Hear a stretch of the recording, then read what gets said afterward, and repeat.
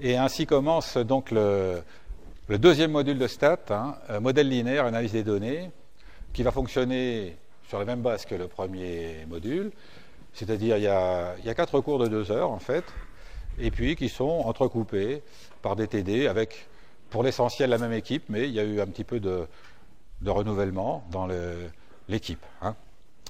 Du point de vue qui vous intéresse, qui est du point de vue des examens, c'est le même principe, c'est-à-dire que vous avez des TD notés tout au cours des travaux dirigés, et puis vous avez un projet à faire, un petit projet à faire, et avec une soutenance orale, donc c'est le même principe. Voilà, donc nous allons maintenant, ceci étant dit, commencer par ce pilier de la statistique qui est la régression multiple. Alors, je me permets de vous dire qu'il faut une attention maximale maintenant. On ne peut pas faire ça en lisant le journal. S'il y a quelqu'un qui veut lire le journal, il se lève et il sort. C'est pas compliqué ça. Donc, régression multiple, on va utiliser le plan d'habitude. C'est-à-dire, on va commencer par dire sur quelles données on travaille. Très important, je l'ai déjà souligné, les structures de données. Il faut que vous connaissiez bien les structures de données. Alors, les structures de données, elles s'apparentent à ce qu'on a déjà vu pour la régression simple. Vous avez un tableau de données dans lequel vous allez trouver en ligne des individus statistiques. Donc, on a n individus statistiques. Petit i, c'est l'indice général d'individus statistiques. Et sur ces individus statistiques, on dispose d'un certain nombre de variables. Alors, vous reconnaissez des variables qui s'appellent x. Alors, x1, c'est une première variable, xj, la jm, xp, la pim. Il y a une dernière variable qu'on appelle y qui joue un rôle très particulier. Plus précisément, la variable y, c'est la variable que l'on cherche à expliquer. C'est la variable à expliquer. Quelquefois, les économistes appellent ça une variable endogène. Par exemple, ça sera un rendement, ça sera une teneur en matière sèche, ça sera un chiffre d'affaires. Ça, c'est ce qu'on veut expliquer. Et on veut l'expliquer à partir de quoi? Eh bien, en régression simple, vous vous souvenez, on essayait d'expliquer ces variables à partir d'une variable. Maintenant, on va essayer d'expliquer cette variable y à partir d'un ensemble de p variables, qu'on appelle donc des variables explicatives. On dit aussi des variables prédictrices, prédicteurs, les économistes appellent ça souvent variables exogènes. Donc, nous avons une variable expliquée qui est une variable quantitative. Je vous ai donné l'exemple, un rendement. On a des prédicteurs, des variables explicatives, qui sont aussi quantitatives. Par exemple, on va expliquer le rendement en fonction de la dose d'engrais et de la densité de semis. Par exemple, on va essayer d'expliquer la teneur en matière sèche d'un certain produit qui a subi un process de séchage. On va essayer d'expliquer en fonction de température, en fonction de temps. Et puis si on prend un exemple marketing, on va essayer d'expliquer un chiffre d'affaires en magasin à partir du nombre de facings, je vous en ai déjà parlé, et puis de la hauteur à laquelle on place nos produits. Donc à chaque fois, ce que nous essayons de faire, c'est à retenir absolument, en régression multiple, c'est d'expliquer une variable quantitative à partir d'un ensemble de variables quantitatives. Voilà ce que nous essayons de faire aujourd'hui avec la régression multiple. Alors, les notations sont les notations habituelles. On va appeler x, i, j la valeur pour la variable j de l'individu numéro i. Alors, ces variables n'ont pas tout à fait le même statut. Généralement, les variables x sont fixées par les utilisateurs et on est dans un contexte d'expérimentation. La régression multiple, son domaine d'excellence, c'est l'expérimentation. C'est-à-dire je fixe des x. Je fixe moi-même différentes densités de semis, je fixe moi-même différentes doses d'engrais, ou je fixe moi-même différentes températures, différents temps. Donc les x, les prédicteurs, dans le contexte qui est le nôtre aujourd'hui, ce sont des variables que l'on fixe. On se place dans une situation d'expérimentation. Y, bien sûr, celle-là, on la mesure. On mesure des rendements, des teneurs en matière sèche, on mesure des chiffres d'affaires. Alors, on va prendre un petit exemple numérique qui nous servira à faire les calculs. Ce n'est pas un exemple réel, bien sûr, simplement un exemple dont les chiffres sont tels que tout fonctionne très bien. Alors, vous reconnaissez ici 4 individus statistiques. Vous reconnaissez ici notre variable y, .4202, vous reconnaissez ici deux variables prédictrices, x1 et x2. Toutes les variables sont centrées parce que c'est plus facile pour faire des calculs, d'avoir des variables centrées. On verra que ça ne change pas grand-chose. Je vous ai mis les variances, et puis je vous ai mis les coefficients de corrélation. Avant de faire des calculs compliqués, avant de faire des modèles, c'est vrai que souvent c'est bien de dire, mais si je prends les variables une par une, est-ce qu'elles sont corrélées avec la variable que je veux prédire? Ce que je peux vous dire, c'est que si au départ, aucune de vos variables n'est corrélée avec la variable y, c'est pas très bien parti. La statistique peut faire des miracles, mais là, ça va être très difficile. Donc, ça donne une première idée. Ici, on a des variables qui sont raisonnablement liées à y, surtout la variable x2, avec un coefficient de 0,8. Donc, nous voulons expliquer une variable quantitative à partir de plusieurs variables quantitatives. Pour ça, on va écrire un modèle. Alors, le modèle, c'est tout simplement la généralisation du modèle de la régression simple que nous avons vu ensemble. Alors, vous reconnaissez ici grand YI, cette fois, parce que maintenant c'est une variable aléatoire. Le rendement que l'on va observer sur nos parcelles, c'est a priori une variable aléatoire, qui dépend de... Alors, il y a une constante, plus bêta 1 xi1, plus bêta j xij, plus bêta p xip. Donc ici, j'ai tout simplement une combinaison linéaire de mes prédicteurs. Et puis je me doute bien qu'avec cette combinaison linéaire de mes prédicteurs, je ne vais pas arriver pile poil au résultat. Donc il me faut un terme aléatoire. Le terme aléatoire qui est tout ce que j'ai négligé, tout ce que j'ai oublié, tout ce que je ne sais pas prendre en compte, epsilon i. Alors sur ce terme aléatoire, on fait plusieurs hypothèses. Ce sont les hypothèses classiques que nous avons déjà vues en régression simple ou en analyse de variance. Alors, on va faire l'hypothèse que ces résidus sont distribués normalement. J'ai déjà nombreuses fois commenté ceci. C'est généralement pas une contrainte, parce qu'on n'a pas besoin à strictement parler de la normalité des résidus, mais de la normalité de statistiques qu'on va calculer plus tard. Et ces statistiques, généralement, convergent vers des lois normales. Leurs lois convergent vers des lois normales assez rapidement. Le fait de supposer que tous ces résidus ont une espérance nulle, ce n'est pas du tout contraignant non plus. Ça vient tout simplement du fait qu'on a mis une constante dans le modèle. Dès l'instant qu'on met une constante dans le modèle, évidemment, les résidus ont pour espérance nulle. Si j'avais ces résidus qui avaient une espérance de 1, c'est que j'ai oublié 1 dans la constante, tout simplement. Par contre, hypothèse plus lourde, vous voyez que ici, sigma 2 ne dépend pas de i, c'est-à-dire que l'incertitude expérimentale, la variabilité résiduelle, ne dépend pas du point sur lequel j'expérimente. Ça, c'est quelque chose qui est assez important. Ça, c'est une hypothèse que nous sommes obligés de faire. Si on ne la fait pas, on est entraîné vers des modélisations beaucoup plus complexes. Dernier point, les résidus sont non corrélés, c'est-à-dire que le terme aléatoire qui se passe quelque part n'a rien à voir avec le terme aléatoire qui se passe ailleurs. Ça, c'est quelque chose qui est assez important. Pas forcément facile à régler en pratique. Ça veut dire que quand j'ai par exemple mes parcelles, il faut que je sois bien sûr que ce qui se passe dans une parcelle est bien indépendant de ce qui se passe dans l'autre. Bien. Alors je vais écrire l'ensemble des équations correspondant à ce modèle pour toutes mes données. Donc comme j'ai n données, je vais écrire n équations. Donc vous reconnaissez ici en YI exactement l'écriture du modèle qui est plus haut, mais vous reconnaissez ici l'écriture du modèle tout simplement pour la première observation. Donc cette fois j'ai bêta 1, ça ne bouge pas, mais j'ai x1, 1. Alors tout à l'heure j'avais xi1. Et puis j'ai ici epsilon 1. Tout ça pour nous dire que lorsqu'on a fait ce genre d'analyse, en fait, ce que l'on analyse, c'est un système d'équations. On ne l'a pas vu comme ça jusqu'ici, mais finalement c'est ça qu'il y a derrière. Il y a un système d'équations, avec une équation pour chaque individu statistique.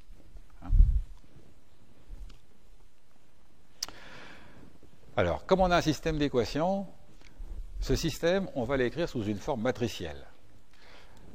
Le fait d'écrire sous une forme matricielle, ça a beaucoup d'avantages. Ça permet de manipuler, si vous voulez, avec peu de lettres, un grand nombre d'équations, puis surtout un nombre inconnu d'équations. Enfin, inconnu, on en a n, mais est-ce que n, ça vaut 4, 10, 20, 50 ? Alors, regardez bien ce qui se passe.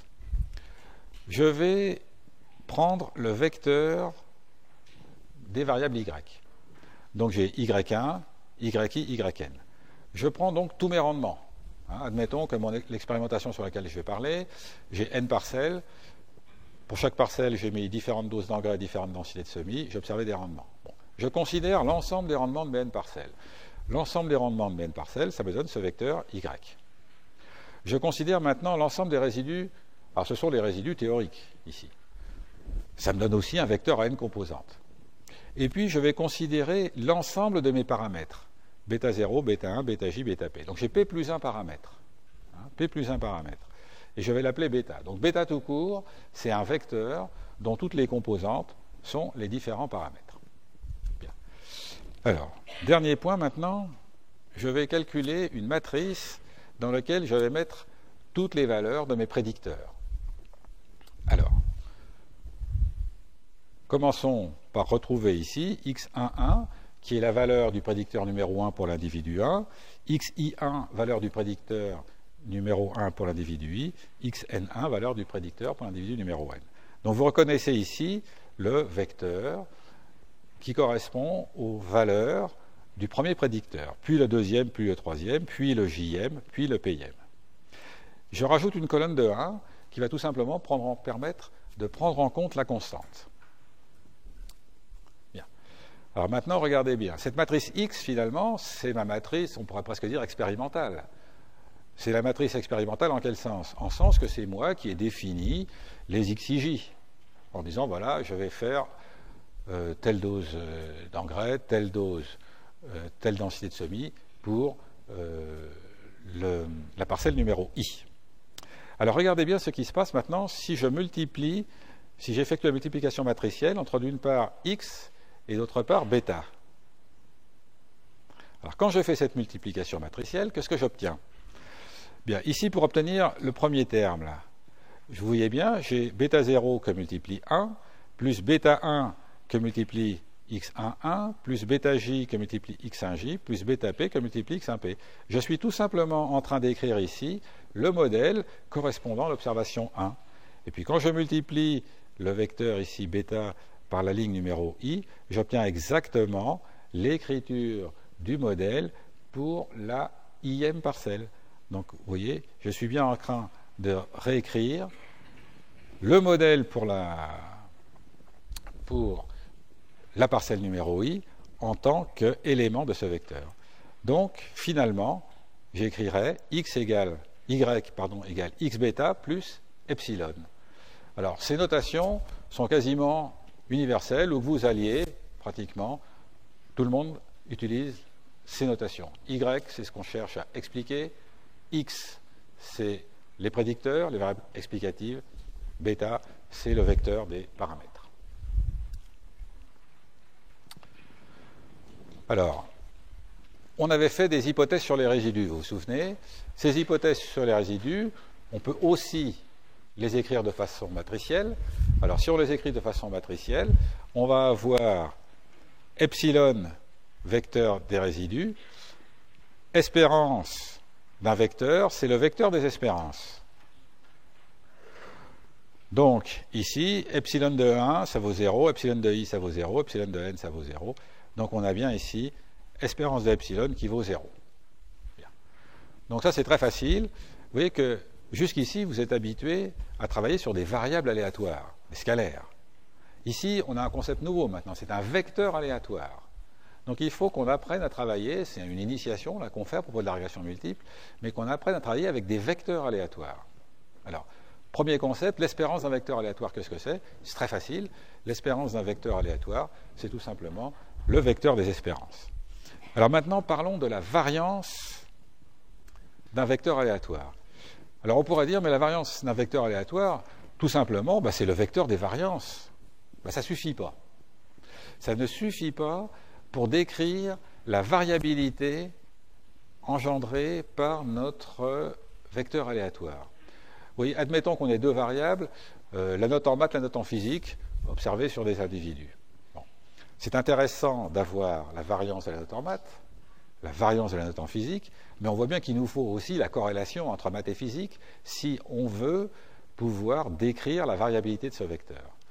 Eh bien, ici, c'est ce que vous avez, puisque la variance d'un vecteur aléatoire, en fait, c'est une matrice.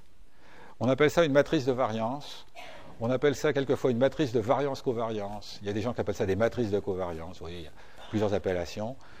Dans laquelle vous retrouvez, sur la diagonale, vous trouvez les variances. Donc ça, c'est des choses qui nous intéressent en premier chef. Et puis, extra-diagonale, vous avez les covariances. Alors, ici, vous avez la covariance entre epsilon i et epsilon 1, à la verticale de la première colonne et à l'horizontale de la ième ligne. Donc ici, nous avons une matrice de variance-covariance, quelquefois on dit pour aller vite, une matrice de variance.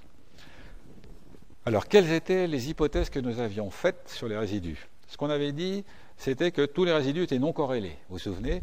Ça veut dire, si tous les résidus sont non corrélés, que tous les termes extra-diagonaux, ici, sont nuls. Donc on a une matrice diagonale. L'autre hypothèse que nous avions faite sur les résidus, c'était que la variance d'un résidu ne dépendait pas de l'endroit où je faisais mon observation. Autrement dit, les variances de tous les epsilon i étaient égales à sigma 2, sans indice. Donc ici, ça veut dire que tout simplement, sur la diagonale, nous avons toujours sigma 2. Autrement dit, on a ici une matrice qui peut s'écrire sigma 2 que multiplie id signifiant matrice identité de la dimension convenable. Alors ici, c'est de taille nn. Donc la matrice identité, je vous rappelle, c'est une matrice qui a des 1 sur la diagonale, des 0 partout ailleurs. Voilà comment s'écrivent les hypothèses sur les résidus de façon matricielle. Donc vous voyez, au passage, là, il y a un concept important qui est la notion de vecteur aléatoire. Et puis c'est vrai que dans la vraie vie, on travaille souvent sur des vecteurs aléatoires. Bien, alors nous avons postulé un modèle. Si nous avons postulé un modèle, c'est pour en estimer les paramètres. Bien. Alors on va essayer d'en estimer les paramètres. Pour ça, on va procéder exactement comme nous l'avions fait pour la régression simple ou pour l'analyse de variance. On va utiliser les méthodes des moindres carrés. Alors, de quoi s'agit-il? Eh bien, on va chercher une combinaison linéaire des prédicteurs. Vous voyez, bêta chapeau 0 plus bêta chapeau 1 x1, etc. Et on va chercher cette combinaison linéaire de façon à coller le mieux possible au YI. C'est bien ça. Alors, je ne vais jamais réussir, sauf dans des cas très particuliers, à retrouver exactement les YI. Donc, il va falloir que j'ai ici un terme résiduel. Ce terme résiduel, EI, ce n'est pas le même que le epsilon i de tout à l'heure. Le epsilon i de tout à l'heure, c'était le vrai résidu. Le EI ici, c'est ce qu'on va appeler un résidu observé. On l'a déjà appelé comme ça, hein, en régression simple, en analyse de variance. Et ce résidu observé, qu'est-ce qu'on veut de lui? Eh bien, on veut qu'il soit tout petit. Donc, on va choisir bêta chapeau 0, bêta chapeau 1, bêta chapeau j, de façon à rendre le plus petit possible les EI. Alors, pour ça, on peut l'écrire aussi de façon matricielle. Alors, on n'a plus le vecteur bêta, mais on a le vecteur bêta chapeau. Ce vecteur bêta chapeau, il contient toutes les estimations, d'accord, des différents paramètres. Alors, ça sera de temps en temps les estimations, de temps en temps les estimateurs. Et puis, on a le vecteur grand E, qui est tout simplement le vecteur des résidus. Hein?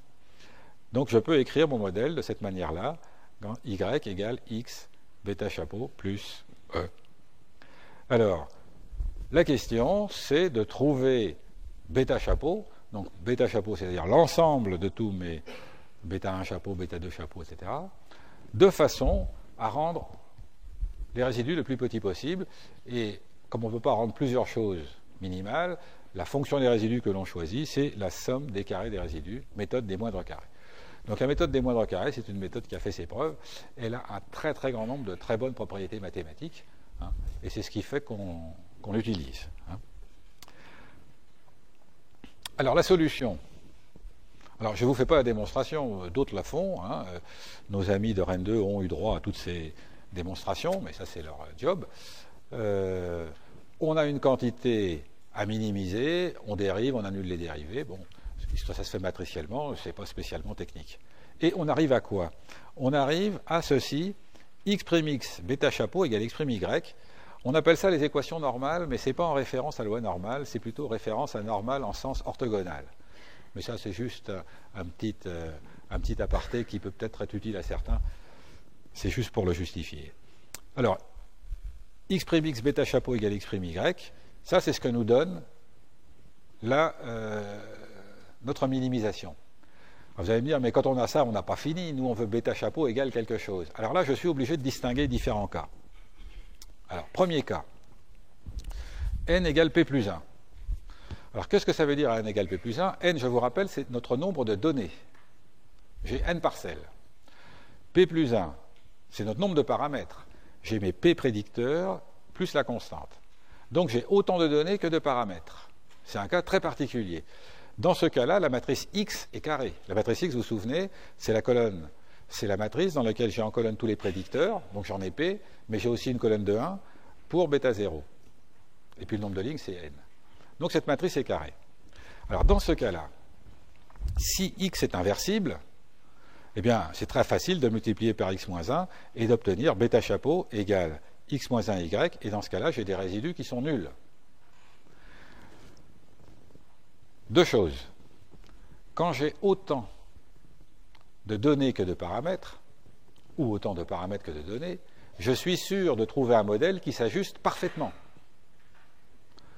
Si on est dans le cas de la régression simple, dans la régression simple, j'ai deux paramètres, la constante et la pente. Si je n'ai que deux données, eh bien, par 2 points, je suis sûr de faire passer une droite, et puis cette droite, elle ajuste parfaitement les points. Voilà. Donc ici, on est dans ce cas-là. Les modèles de ce type-là ne sont pas si rares qu'il y paraît. Quand on est dans des situations expérimentales très tendues où chaque essai coûte très cher, on appelle ça des modèles saturés. Nous emploierons beaucoup ce mot par la suite. Donc ça, c'est la première idée. Autant de données que de paramètres, on a un ajustement parfait, c'est prévisible, c'est attendu, c'est mathématique. Oui, vous avez un commentaire à faire peut-être. Alors maintenant, X inversible. Qu'est-ce que ça veut dire que X inversible? Ce n'est pas des maths ce qu'on fait. X, je vous ai dit, c'est notre matrice expérimentale. Donc c'est nous qui allons les définir, les X. Les X, c'est des densités de semis, c'est des doses d'engrais. Alors il faut définir ces X de façon à ce que ça soit inversible. Alors il faut surtout éviter que ça ne soit pas inversible. Alors qu'est-ce que c'est qu'une matrice qui n'est pas inversible? Alors une matrice n'est pas inversible si par exemple une colonne est combinaison linéaire des autres. Bien.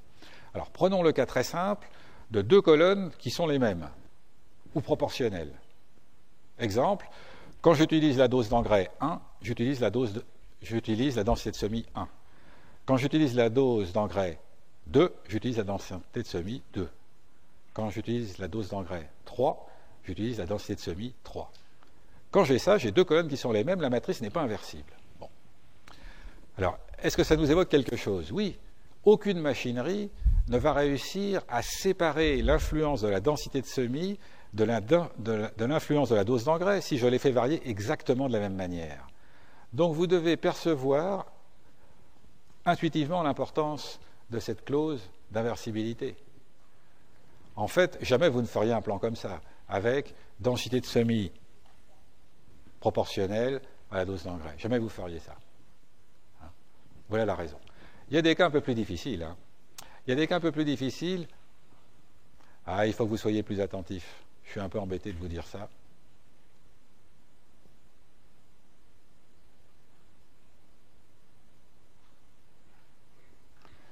Le cours n'est pas si facile, croyez-moi. Et puis si à un moment vous hésitez, on peut poser des questions. C'est pas parce que c'est filmé qu'on ne peut pas poser de questions.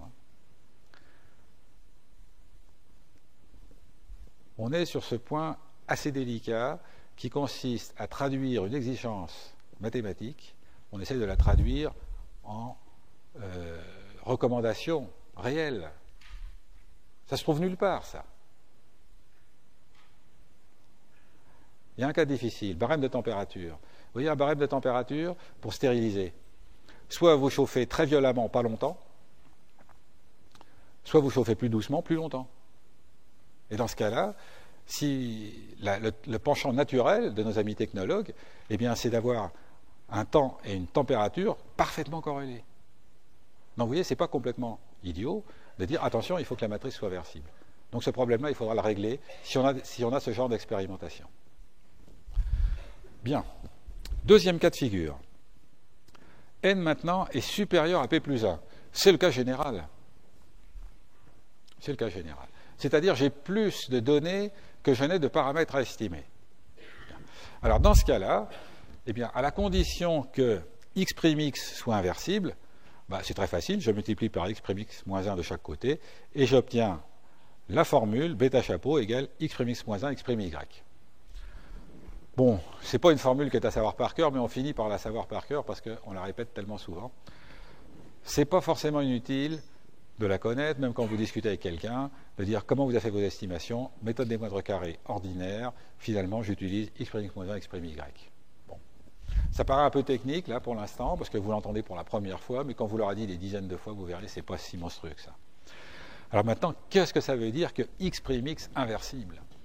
Alors, pour que x' soit inversible, il faut que la matrice X soit de plein rang. Alors, qu'est-ce qu'une matrice X de plein rang? Donc vous avez plus de lignes que de colonnes, il ne faut pas qu'il y ait une colonne combinaison linéaire des autres. Finalement, on est ramené à la même discussion que tout à l'heure. La même discussion tout à l'heure, qui tout à l'heure se traduisait par l'inversibilité de X, se traduit maintenant par le fait que la matrice X est de plein rang. Et dès l'instant que vous avez une matrice X de plein rang, alors automatiquement, x' est inversible. Et dans ce cas-là, vous avez une solution simple. Voilà. Donc, il faut simplement penser à ça, la fameuse matrice de plein rang.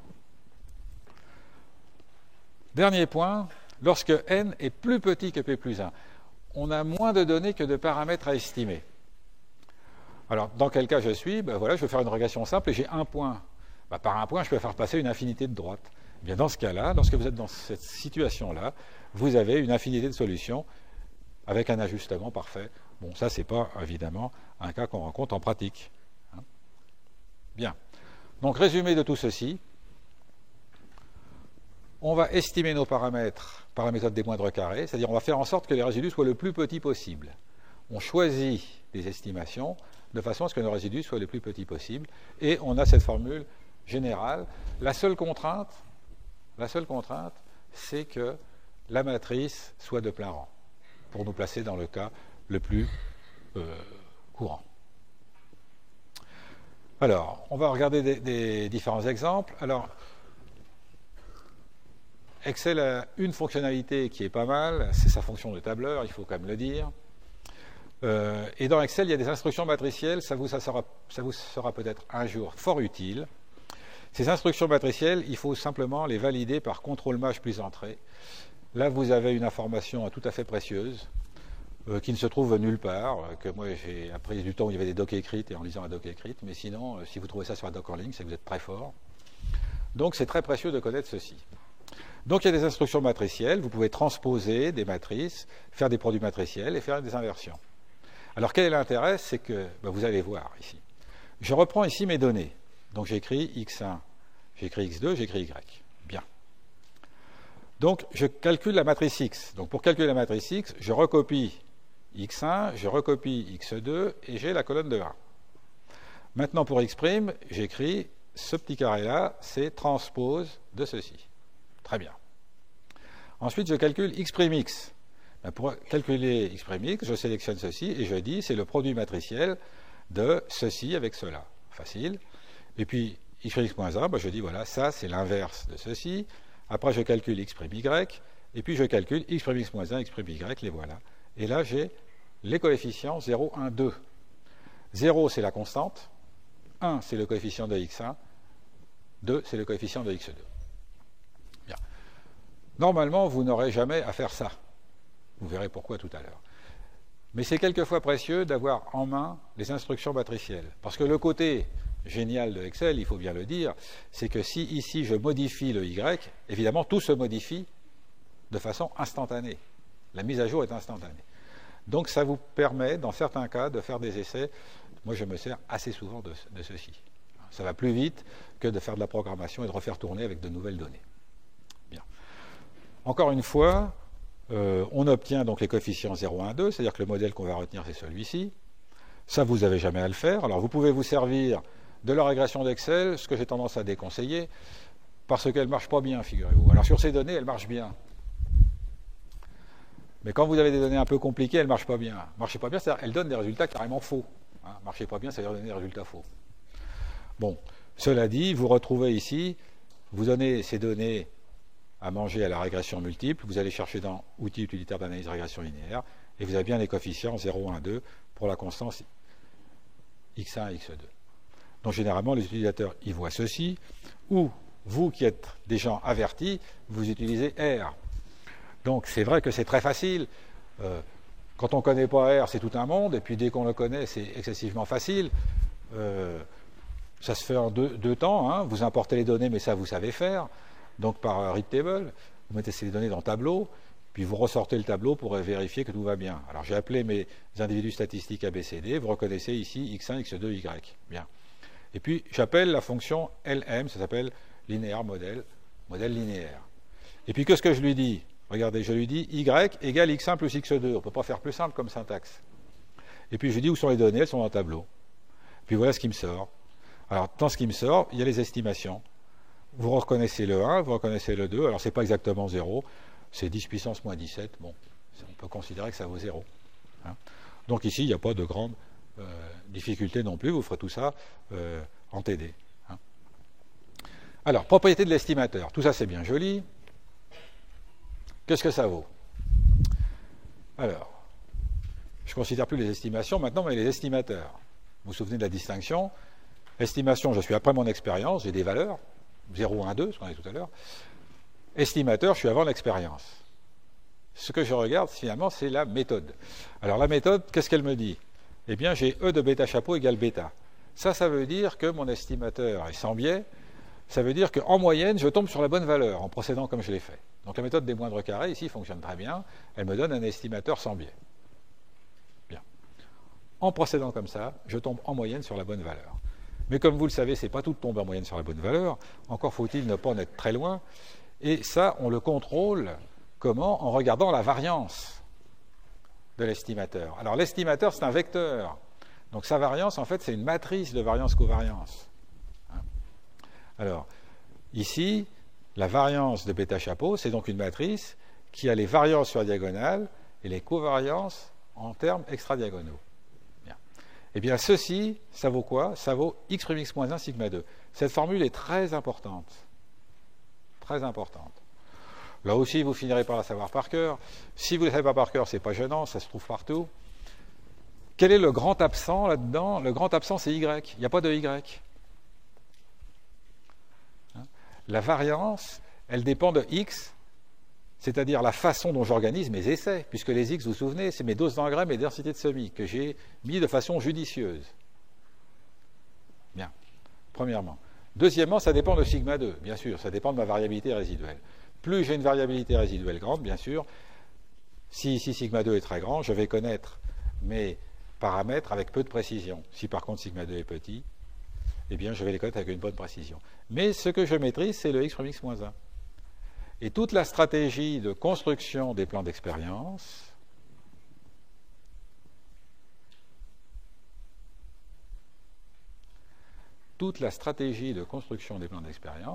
consiste à choisir de judicieuses matrices X, et les judicieuses matrices X, ce sont celles qui sont telles que x' x moins 1 contient des petits chiffres. Vous pouvez noter ça. Alors on travaillera beaucoup là-dessus, non pas le cours prochain, mais celui d'après. Et puis il y a toute une unité de valeur qui est dédiée à ça, mais c'est en deuxième année.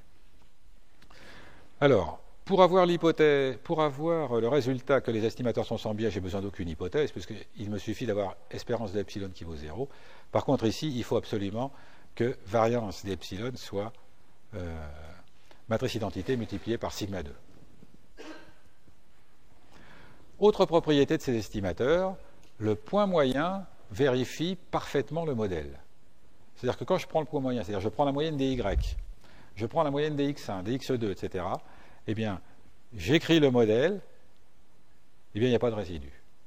On a déjà vu en régression simple, vous savez, quand on a dit le centre de gravité, il est sur la droite. Hein, la droite passe par le point moyen. Ben voilà, on retrouve ce résultat ici. Ce qui nous permet d'aborder de façon assez aisée le cas des variables centrées. Alors, si j'ai des variables centrées, qu'est-ce qui se passe? Regardez ce qui se passe ici.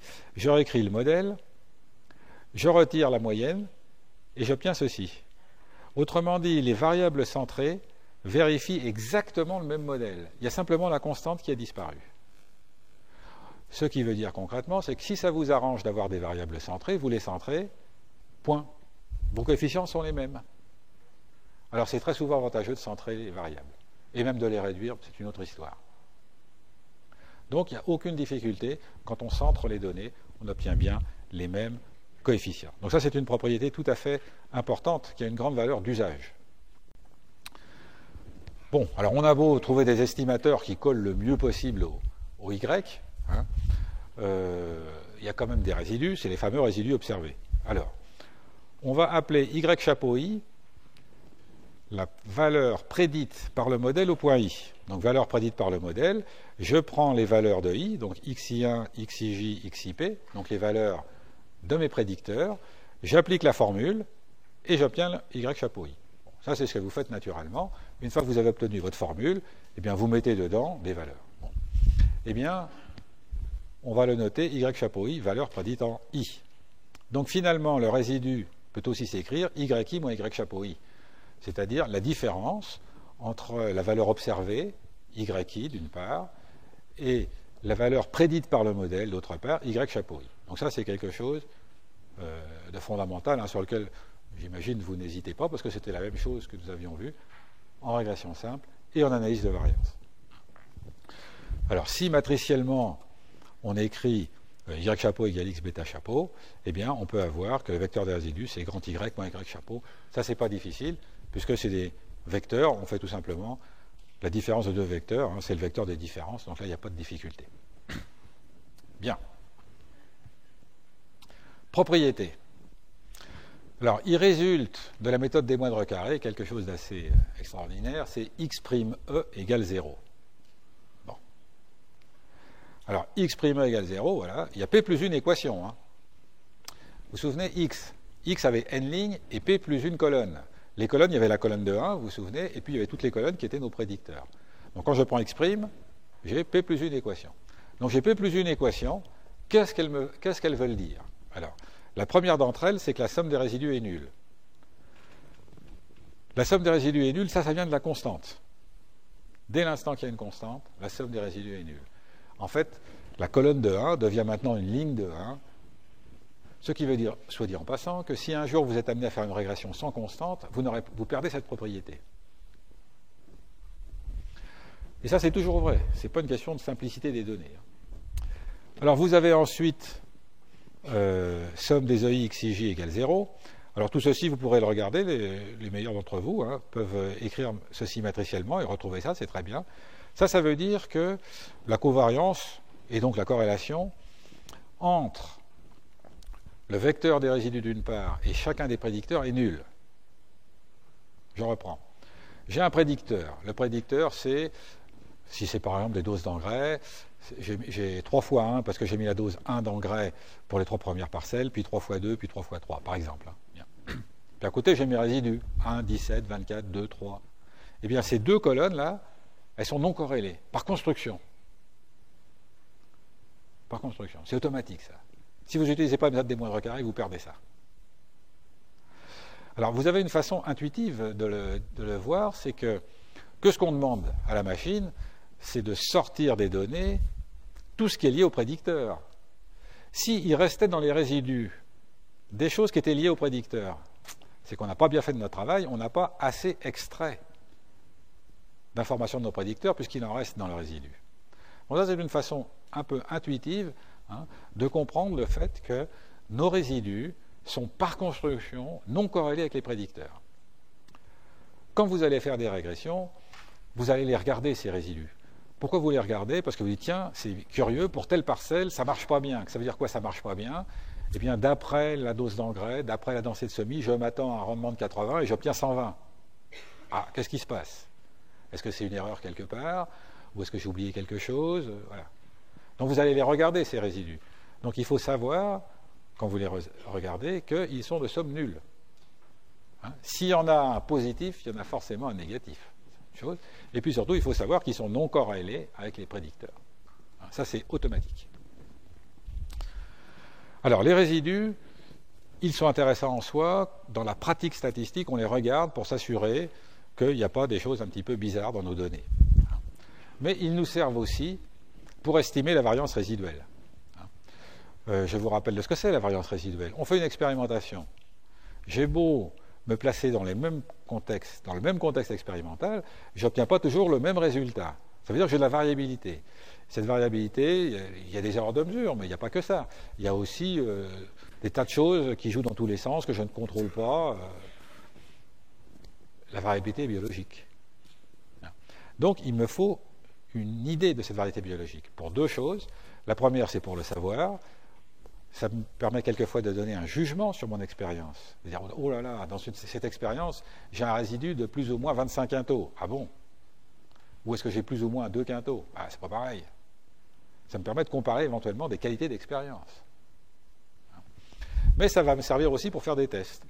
Alors, pour estimer cette variance résiduelle, première idée, je fais toujours le même discours, c'est de prendre les résidus et de prendre leur variance. Mais si vous prenez la variance des résidus, c'est un estimateur biaisé qui a tendance à sous-estimer la vraie variance. Pour quelle raison? C'est que j'ai choisi mes bêta chapeau 0, bêta chapeau 1, etc., de façon à rendre justement les EI petits. Donc c'est normal que les EI soient petits et me donnent une estimation optimiste des résidus. Alors pour ça, on divise la somme des carrés des résidus par son nombre de degrés de liberté. Alors ce nombre de degrés de liberté, comment vous pouvez le comprendre? Toujours de deux façons. La façon la plus simple, c'est peut-être de dire le degré de liberté de la résiduelle, c'est nombre de données moins nombre de paramètres estimés. Ça, c'est le plus simple. Vous passez partout avec ça. J'ai n données, j'estime p plus 1 paramètre, degré de liberté n moins p plus 1. Ou vous remarquez que si vous avez autant de données que de paramètres, degré de liberté 0. Vous avez effectivement des résidus qui sont nuls, il est hors de question d'estimer la résiduelle, ça n'a pas de sens. Bien. Alors, à cette condition, vous avez un estimateur sans biais, c'est-à-dire E de sigma chapeau carré est égal à sigma 2. Ce que j'entendais par, si j'avais pris la variance des résidus, j'aurais un estimateur optimiste, c'est-à-dire biaisé. Alors, un petit exemple numérique, parce que c'est bien que vous fassiez quelques calculs. Donc vous reconnaissez ici les x1, les x2, les y. Pour y chapeau, j'applique la formule. 1 fois x1 plus 2 fois x2. Donc ici, j'ai par exemple moins 1 que multiplie 2, ça fait finalement moins 3. En fait, j'observe moins 4. Je prédis moins 3, donc le résidu vaut moins 1. Quand je vois tous ces résidus, la somme des carrés vaut 4, ça c'est facile, et l'estimation de la résiduelle, c'est 4 sur 1, c'est-à-dire 4.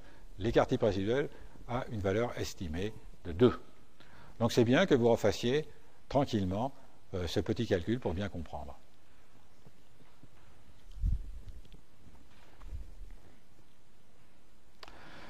Alors ici on est dans un cas simple, puisque l'on n'a que deux prédicteurs. Lorsqu'on a deux prédicteurs, on peut faire un dessin, on met les deux prédicteurs sur un plan, et puis on met verticalement la variable à prédire, le y. On appelle ça une surface de réponse. Il y a toute une technologie d'études de surface de réponse qui peuvent être bien plus complexes que celle-là. Ici, ce que nous avons comme surface de réponse, c'est un plan tout simplement. Alors vous regardez ce plan, vous regardez x1, x2. Alors j'ai choisi les unités de façon à ce que ça soit joli, en perspective cavalière. Et vous voyez que ici, vous avez les données. Ici, vous avez la valeur prédite. Donc vous voyez les écarts. Les écarts au plan, verticalement, c'est-à-dire parallèlement aux y, ce sont les résidus. Donc, vous pourrez regarder ce plan avec, ici, les résidus. Vous voyez, il y en a qui sont positifs, il y en a qui sont négatifs. De toute façon, leur moyenne vaut 0. Bien, nous arrivons maintenant à un point tout à fait important qui est la décomposition de la variabilité.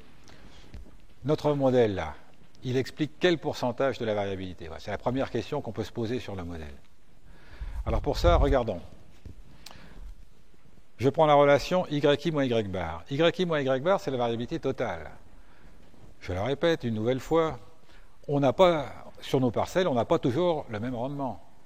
De temps en temps, on a 80, 90, 110. C'est ça la variabilité. Donc je prends tous ces nombres bruts, je calcule la variance de ça. Ça me donne la variabilité totale. Et c'est ça que j'essaye d'expliquer. Alors, mon modèle, il en explique quelle partie? Alors, YI moins Y bar, donc c'est la variabilité totale. Donc, je décompose en deux parties. Y chapeau I moins Y bar, c'est la partie expliquée par le modèle. mon modèle, il ne me prédit pas toujours Y bar. Il me prédit que de temps en temps, je vais avoir un rendement supérieur, que de temps en temps, je vais avoir un rendement inférieur. C'est ça qu'il me prédit. Et ça, c'est grand ou c'est petit? Ça m'intéresse. Et puis, dernier point, mes vraies valeurs YI, je ne fais que les approcher par les Y chapeau I. Donc ici, j'ai les termes résiduels. Du point de vue graphique, alors je vous fais le même graphique que pour la régression simple. Il fonctionne ici, sans perdre de généralité. Alors, regardez bien, j'ai le modèle ici, qui est représenté ici par une droite, que je suis en régression simple. Voilà. Sur la droite, j'ai le point X bar, Y bar, mais ça, je vous ai dit, le point moyen, il est, alors, sur la droite ici, sur le plan, dans mon cas de tout à l'heure. La variabilité totale, c'est bien YI moins Y bar. La pente de la droite fait que quand je suis en XI, je prévois Y chapeau I. Vous voyez, je prévois autre chose que Y bar ici. Ça, c'est ce qui est expliqué par le modèle. Le modèle, il me dit ça. Et puis cette partie-là, je n'arrive pas à l'expliquer, c'est la partie résiduelle. Donc vous voyez que la partie résiduelle, c'est la distance à la droite, mais verticalement, parallèlement aux Y.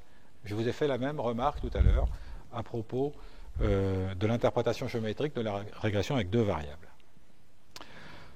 Alors, cette équation, je l'élève au carré, je fais la somme sur toutes les parcelles, les doubles produits s'éliminent, ça c'est automatique ici, et j'obtiens ceci avec une somme sur les i des YI moins Y bar carré qui me représente la variabilité totale, la partie due au modèle, la partie résiduelle.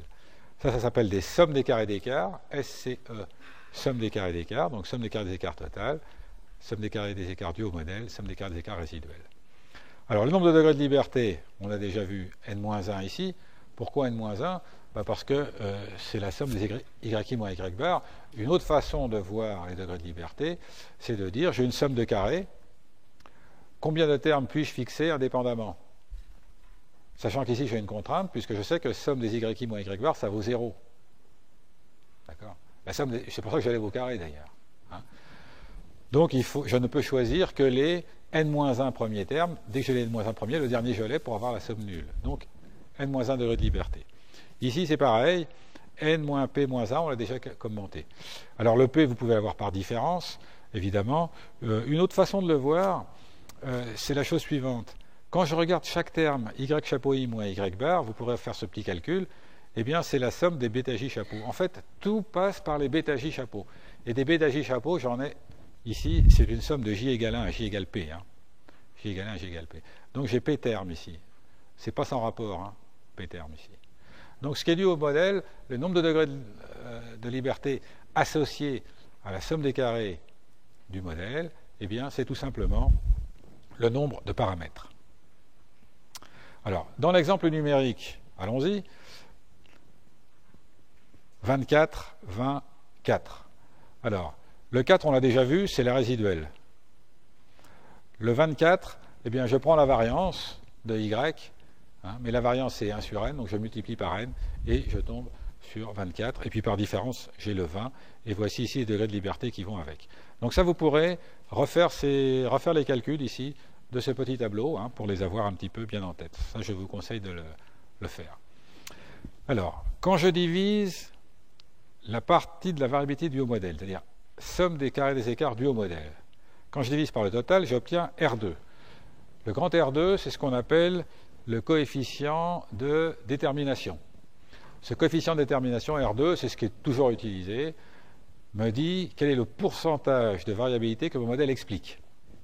Alors, dans ce cas précis, ça vaut combien? Eh bien, ça vaut 20, la partie due au modèle, divisé par 24, ça fait 83%. Donc, là, on va dire, le modèle, il explique 83% de la variabilité des données, ce qui est une valeur élevée. C'est une valeur élevée, 80%, mais est-ce qu'elle est significative? On va se poser la question. Pour le moment, on ne sait pas. On sait que c'est une grande valeur, mais on ne sait pas si elle est significative. Hein. On a quand même peu de données, on a 4 données, on a 3 paramètres, ça fait qu'un seul degré de liberté. Le calcul mérite d'être fait. Hein. Alors tout ça c'est bien, mais vous pourriez me dire, j'ai une autre idée pour calculer la qualité du modèle. C'est tout simplement de dire, je prends les Y chapeau I. Les Y chapeau I, ce sont les valeurs prédites par le modèle. Bon, j'ai un vecteur. Y chapeau 1, Y chapeau I, Y chapeau N. Ça, c'est ce que me prédit mon modèle. D'un autre côté, j'ai les vraies valeurs. Pourquoi je ne calculerais pas le coefficient de corrélation entre les vraies valeurs et les valeurs prédites? Bonne idée, ça. Et puis si ce coefficient de corrélation est très élevé, c'est que mon modèle il fonctionne bien. Si au contraire ce coefficient de corrélation est très faible, c'est que mon modèle il ne fonctionne pas bien. Bon. Eh bien, figurez-vous qu'on a cette propriété qui est tout à fait étonnante, donc ça, vous pouvez l'entourer en rouge, au moins. Hein. J'aurais pu le faire, moi aussi. Alors, que R2, le coefficient de détermination, c'est le carré du coefficient de corrélation entre, d'une part, les vraies valeurs, Y, et d'autre part, les valeurs estimées. Alors, ce coefficient de corrélation entre, d'une part, les vraies valeurs et d'autre part, les valeurs estimées, c'est ce qu'on appelle le coefficient de corrélation multiple.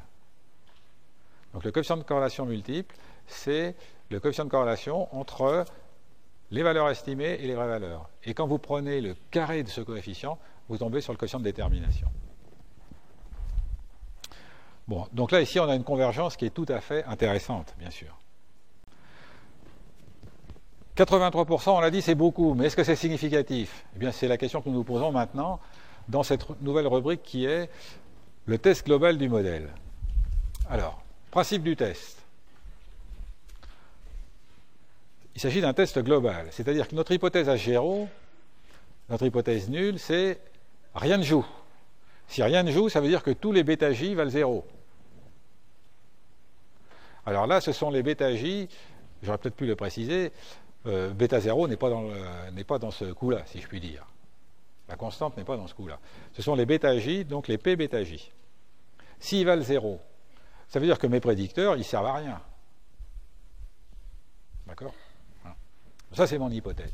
Alors, l'hypothèse alternative, c'est, il y en a au moins un qui diffère de 0. Mais encore une fois, bêta 0 n'est pas dedans, ce que j'aurais pu expliciter sur le transparent. Bien. Alors pour ça, ce qu'on va faire, eh bien, on va comparer la somme des carrés des écarts dus au modèle et la somme des carrés des écarts résiduels. Voilà. Est-ce que la part de variabilité expliquée par le modèle, est-ce qu'elle est grande ou petite compte tenu de la résiduelle? Alors pour les comparer, il faut d'abord que je divise par leur degré de liberté. En fait, ce que je vais comparer, c'est des carrés moyens. Alors ces carrés moyens, on les connaît. Hein. Le carré moyen résiduel, c'est tout simplement ce qu'on a déjà appelé le sigma chapeau carré. C'est tout simplement l'estimation de la résiduelle. Alors, si l'hypothèse H0 est vraie, c'est-à-dire si rien ne joue, à quoi on peut s'attendre comme carré moyen expliqué par le modèle? Premier réflexe, c'est de dire, attendez, si rien ne joue dans le modèle, je m'attends à 0. Non. Parce qu'il y a un résidu derrière qui fait que jamais vous n'avez 0. C'est impossible. Donc il y a toujours un petit peu. Et ce petit peu, ça vaut quoi? Eh bien, quand on fait le calcul, on s'aperçoit que si l'hypothèse H0 est vraie, le carré moyen dû au modèle, il est égal à sigma 2 lui aussi. Si vous voyez ça, c'est des choses que nous enseigne la statistique. Vous voyez, dans ce qu'on apprend, il y a des choses qu'on aurait pu retrouver nous-mêmes, puis il y a des choses non. On ne la retrouve pas tout seul. Ça, on ne retrouve pas ça tout seul. D'abord, avoir l'intuition que la partie expliquée par le modèle, elle n'est jamais nulle, même si le modèle est complètement faux. Si rien ne joue, on aura quand même, du fait du résidu, de la variabilité expliquée par le modèle. Et elle est de quel ordre de grandeur? Eh bien, elle est de l'ordre de grandeur de sigma 2. Donc, vous voyez tout de suite ce qui va arriver. Nous voulions comparer CMR et CMM. C'est ce que nous allons faire. On va faire le rapport, comme on fait toujours pour des variances. Donc, on va calculer le F observé comme rapport de ce qui est dû au modèle sur ce qui est dû au résidu. Alors, ce n'est pas le R2, parce que les carrés moyens, ce sont les sommes des carrés au préalable divisées par les degrés de liberté. Il faut prendre en compte les degrés de liberté pour pouvoir les comparer. Les sommes des carrés, vous ne pouvez pas les comparer brutalement comme ça, parce que vous avez des sommes d'un petit nombre de termes, des sommes d'un grand nombre de termes. Donc, vous faites ce rapport-là. Alors, sous l'hypothèse H0, on s'attend à peu près à quelque chose autour de 1. Alors, plus précisément, sous l'hypothèse H0, la loi de ce F-ops, là, F observé, eh bien, c'est une loi de F. C'est d'ailleurs pour ça qu'on l'appelle F-ops. et qui a comme degré de liberté, eh bien, il y a 2 degrés de liberté pour les f. La loi de f, c'est celle qu'on obtient toujours quand on compare 2 variances, vous vous souvenez, ça c'est le 3e cours. Lorsqu'on compare 2 variances, on met une au numérateur, une au dénominateur, et la loi de f a comme degré de liberté les degrés de liberté des variances. C'est-à-dire que vous retrouvez en haut p degré de liberté, et vous retrouvez en bas n-p moins 1. Alors pour avoir ça, il faut la normalité, il faut le fait que les espérances soient nulles, et il faut la variance, la même partout, et les résidus non corrélés. Là, il faut tout pour avoir le f. Alors à partir de ça, on va bâtir une règle de décision. Alors la règle de décision est assez intuitive. Si on a des petites valeurs, c'est qu'H0 est vrai. C'est-à-dire si on est autour de 1, ça veut dire que la partie expliquée par le modèle est du même ordre de grandeur que le résidu, donc il n'y a rien d'extraordinaire, on accepte H0, le modèle il ne doit pas jouer. Si par contre on a de très grandes valeurs, la partie expliquée par le modèle est beaucoup plus grande que la variance résiduelle, alors on se dit, c'est sûrement pas H0 qui est vrai, le modèle doit certainement jouer. Donc il est assez facile de voir qu'on a une zone d'acceptation pour les petites valeurs et zone de rejet pour les grandes. Où mettons la limite? La démarche statistique que nous avons analysée depuis le début nous dit, fixons-nous un risque de première espèce, en l'occurrence 5%, et à partir de ce risque, on va définir le seuil. Donc le seuil, il ne s'invente pas, on ne va pas dire on va prendre 3, 4, 5. Non, on dit on se fixe 5%. On dit lorsque H0 est vrai, on ne veut pas se tromper dans plus de 5% des cas. Voilà ce que ça veut dire. Lorsque H0 est vrai, on ne veut pas se tromper dans plus de 50% des cas. C'est-à-dire qu'on ne veut pas dire qu'il y a un effet alors qu'il n'y en a pas dans 5% des cas. C'est-à-dire que dans 5% des cas où il n'y a pas d'effet, on ne veut pas être dans l'erreur et dire qu'il y a un effet. Et puis à partir de là, on a cette limite qui est un quantile, qui est notée ici. La notation est un peu compliquée. F de n-p-1 au dénominateur, p au numérateur, de 1 moins alpha. Alors, dans notre petit jeu de données, on avait 24, 24, vous vous souvenez, des degrés de liberté, les voilà. Les carrés moyens, je divise 20 par 2, ça me donne 10, 4 par 1, ça me donne 4. Le test, c'est 2.5, le f-ops. Et le seuil que me donne la table, lorsque j'ai 1 degré de liberté à la résiduelle et 2, ici, c'est 200. Alors le moins qu'on puisse dire, c'est que ce n'est pas significatif. Donc là, mes données sont insuffisantes. Ou alors, mon modèle vaut rien. Mes données sont insuffisantes pour mettre en valeur l'influence de x1 et de x2 sur y. Ou alors, c'est le modèle qui vaut rien, ça je ne sais pas. Alors, je peux aussi raisonner en termes de proba critique. Est-ce que j'en suis loin ou pas? Alors, c'est sûr que quand je vois 2,5 et 200, j'en suis très loin. Mais ça ne me parle pas beaucoup. Alors, la proba critique, qu'est-ce que c'est? C'est toujours la même définition. Je situe dans la loi Swagero le f observé. Et je regarde la probabilité d'avoir une valeur supérieure. Ici, c'est 0,41. Alors, qu'est-ce que ça veut dire, ça? Je suis sous H0. Vous voyez que le calcul, le petit dessin que je vous fais, là, c'est sous H0. Alors, sous H0, c'est-à-dire, rien ne joue. C'est comme si je tirais mes nombres au hasard. Eh bien, dans ce cas-là, dans 40% des cas, j'obtiens un modèle au moins aussi bon que celui que j'ai. Le R2 de 83, par exemple. On disait 83, c'est beaucoup, est-ce que c'est significatif? Ça ne l'est pas. Ça ne l'est pas, pourquoi? Parce que, avec des données au hasard, je fais des simulations, je prends des données au hasard. Dans 41% des cas, j'obtiens un R2 supérieur à 83%. Ça, c'est tout simplement dû au fait que j'ai très peu de degrés de liberté. J'en ai juste un. Donc, ça veut dire que mon modèle, de toute façon, il va forcément très bien s'ajuster. Si j'avais 150 points à ajuster avec 3 paramètres, c'est une autre paire de manches. Mais 4 points à analyser avec 3 paramètres, ça, c'est assez facile. La preuve, eh bien, on obtient très facilement 83%. Voilà, dans 40% des cas.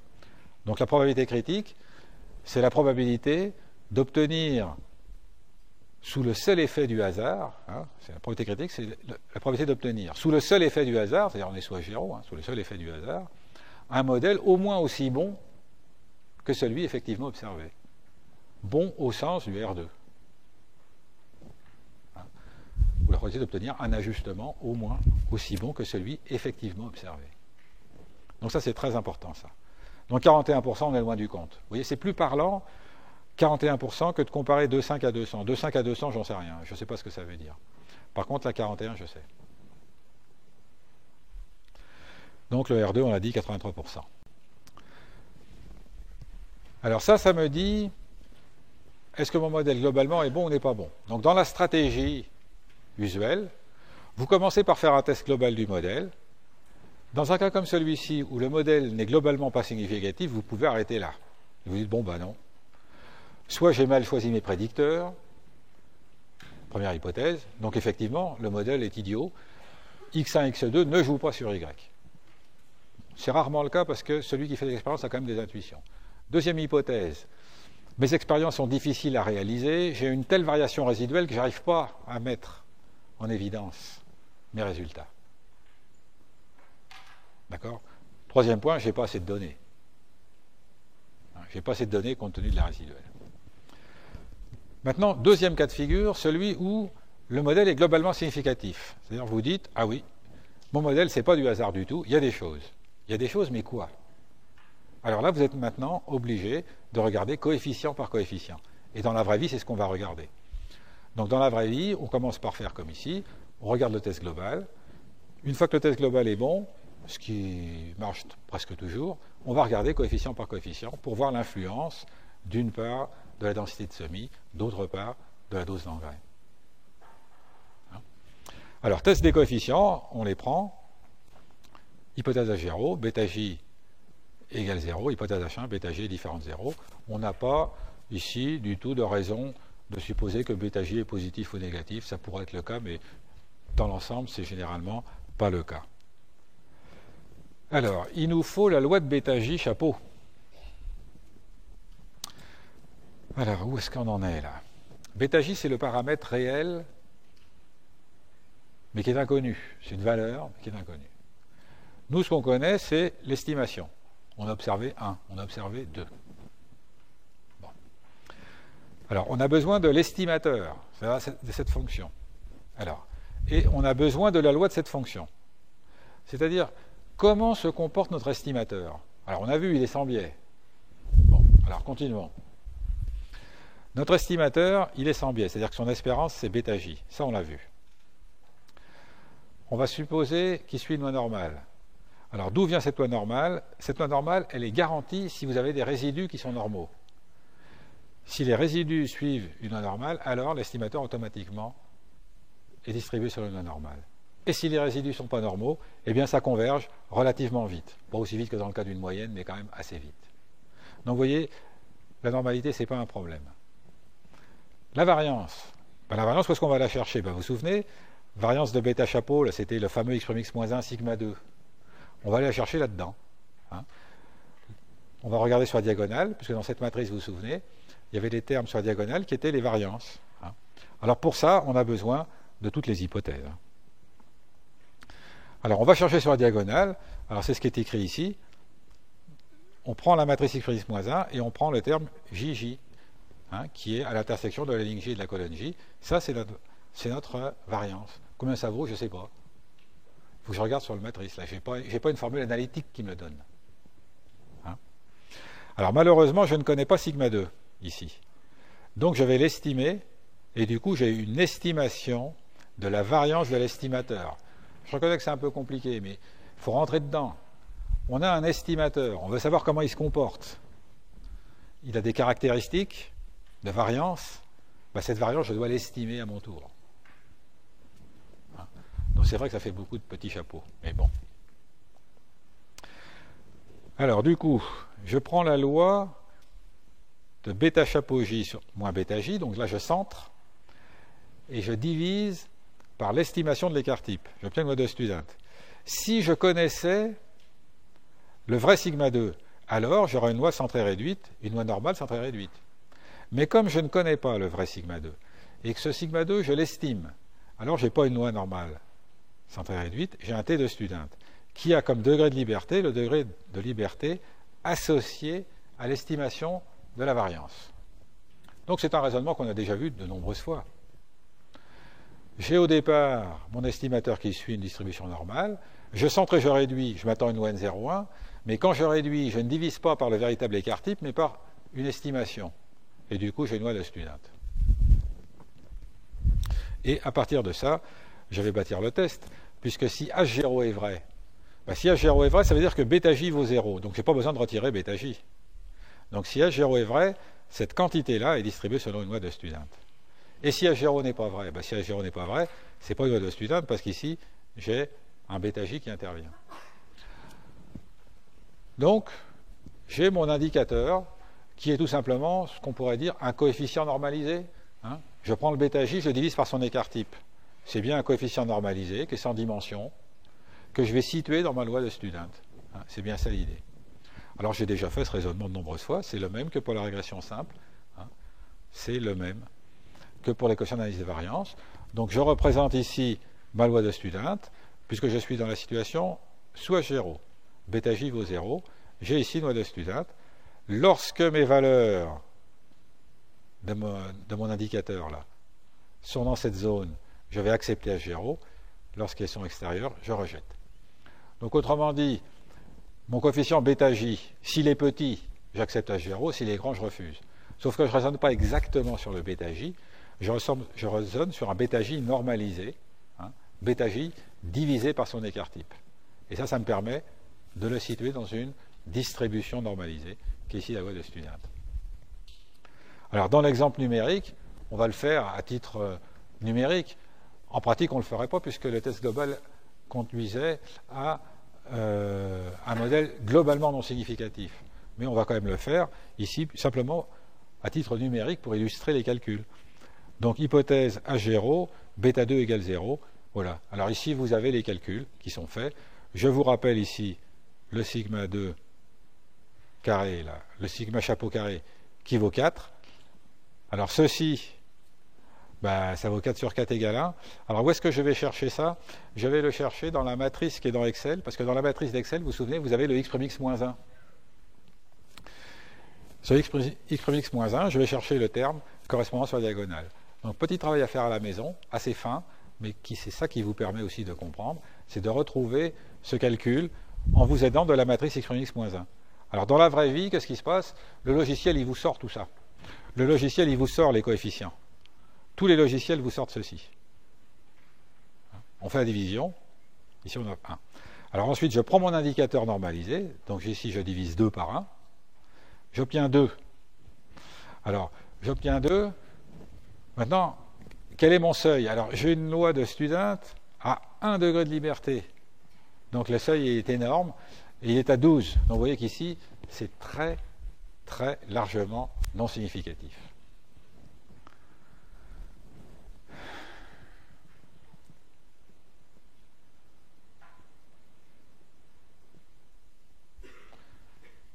Je me répète, je l'ai déjà dit de nombreuses fois, c'est des passages assez délicats